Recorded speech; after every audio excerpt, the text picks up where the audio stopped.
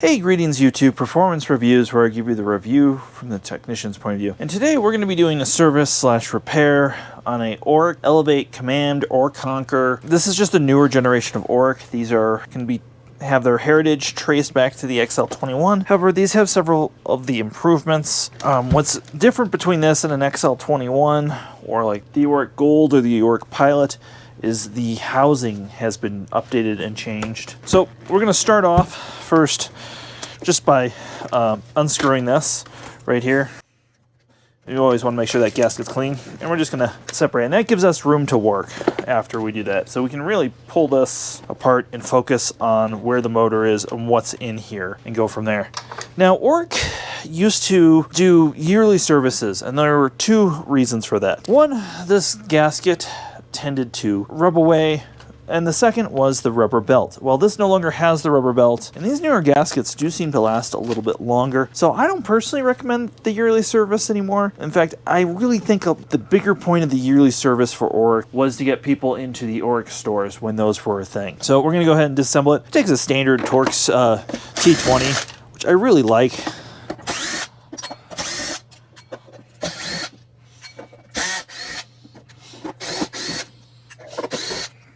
Alright, those are all the screws. Now, there are 4 Phillips screws, and you might be tempted to take those off. There's really no reason to. These are for the side brushes, and let me tell you, those side brushes are just kind of a gimmick, so don't even worry about those. The other 2 screws, if you wanted to change the squeegee or tighten these ingest bars. So now we're going to grab it, like so, make sure it's unplugged, and we're going to lift up. And everything just kind of neatly comes apart. It's really, really simple. I'm just going to walk this belt off, and this belt should last the life of the vacuum, generally speaking, unless something catastrophic happens, like screws get loose and it walks off and melts or something. Should be the life of the machine. Now I can see where it's been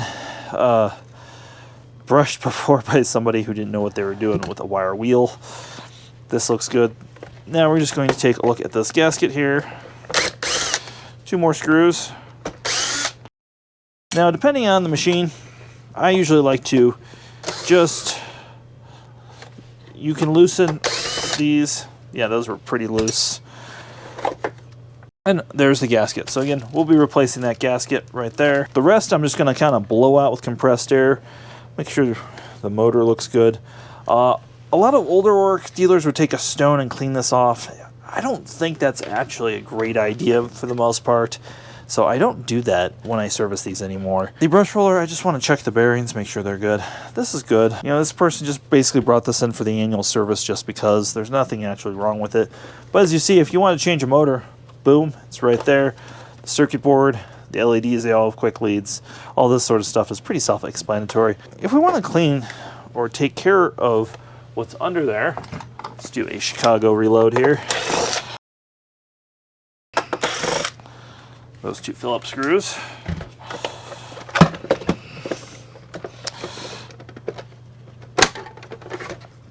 All that comes apart. Now, unfortunately, these fascias are hard to get, so if you break one of those, they only produce them for a couple months a year. But yeah, you can get to all the wiring if you need. I just kind of wanted to clean that out because it was dusty inside. These are not particularly well-sealed units, being dirty air machines. So that's what I'm going to do in this section. I'm actually going to wash this stuff.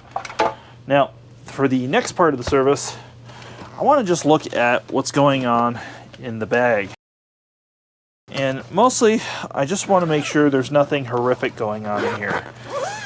A lot of times, customers misalign these bags. This one's particularly clean. I like to see that. The bag is at the full line, so we're just going to throw that away. I usually change the bag when I do a service. So yeah, this just needs to be vacuumed out. Sometimes I will pull these off and rinse them. And if you need to do that, this just unclips really, really easily. So everything's can be gotten to. I guess the next service item I should mention is people do seem to break these handles. You can get replacement handles. They're just a few Torx screws to get it loose. Again, really, really simple. All this is really easy to maintain and service. And that is the nice thing, is in a world of disposable products, even though these are made in questionable places, you can still repair and service these. So I'm going to go ahead and wash this, and then we'll turn the camera back on. So it's a new day. Let's put this back together. You want to do the lens on here first. And that lens is going to interact with the circuit board right there. And I may have, yeah, okay. I'm sorry. The lens goes under the silver crap. All right. Now we're just going to do this cover. That's going to go over the dick butt. And this cover kind of clips in, as you saw. And now we're going to rotate her on her back. And then you're going to see in here some of the only Phillips screws.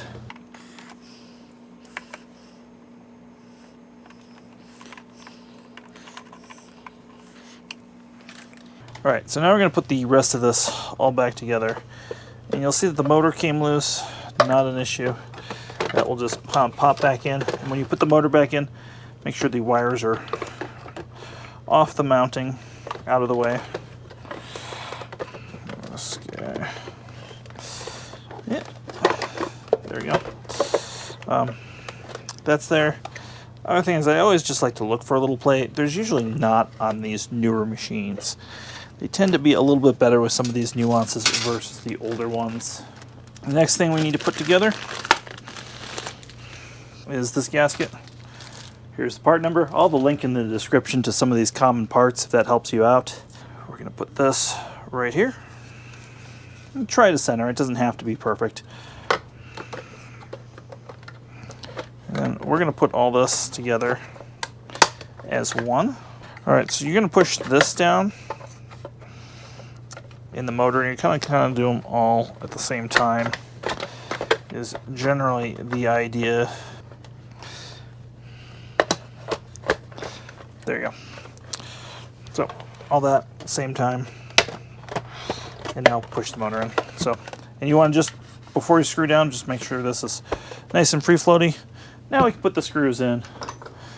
I've had people not understand the screw gun we're using.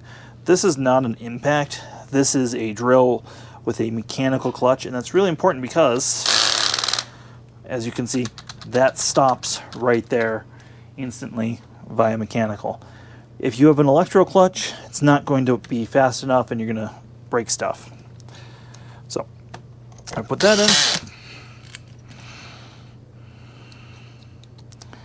in, and the rest of the screws are all the same.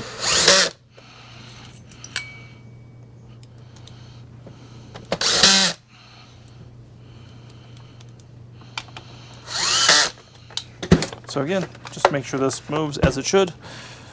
Now the brush roller, these typically you want to replace them like every 2 to 4 years. They get pretty worn. This one's alright, surprisingly. So we're going to do this, and they are asymmetrical. It says normal and special. Special brings it down. It's really your only carpet height adjustment on this. Usually I just put it on normal for most people.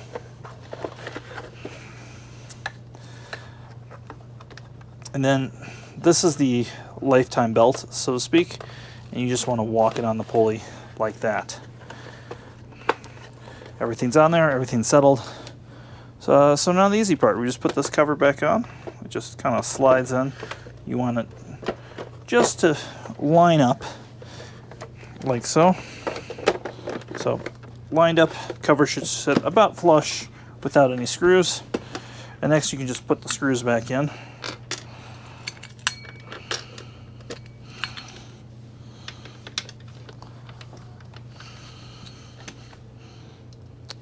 Like so.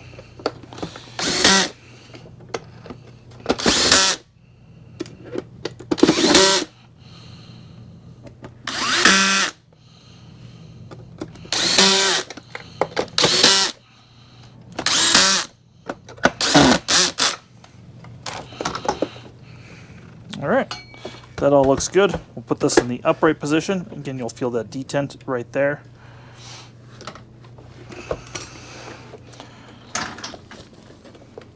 This has twisted itself a little bit.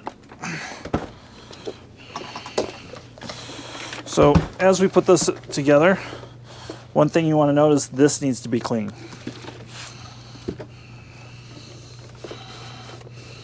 It's really important that this is clean when you put this back together. So, just like so. We're going to push that down. We're going to tighten this.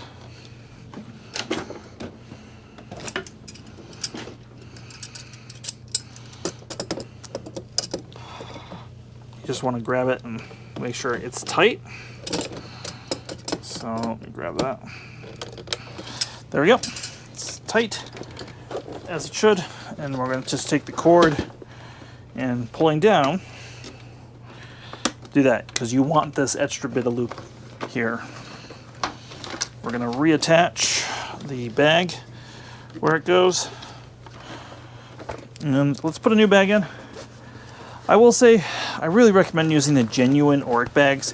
They have like a layer of charcoal in here that fights odors, and they're really one of the only vacuum bags on the market that does that. So I do recommend the genuine ones. This tab here is for like a scent tab. I don't do that. I think that's silly, but that's what that's for.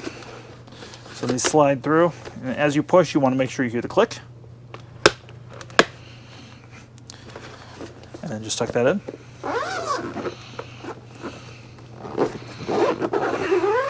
All right, headphone warning. We're going to test, make sure it works.